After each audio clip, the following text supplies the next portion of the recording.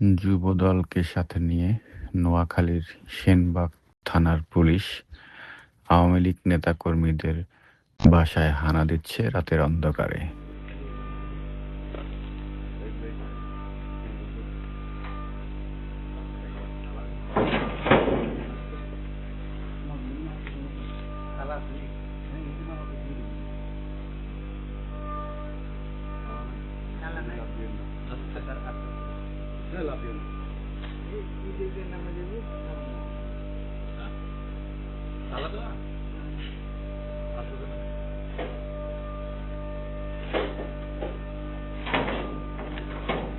তাদের না পেয়ে পরিবারের সদস্যদের হয়রানি করছে।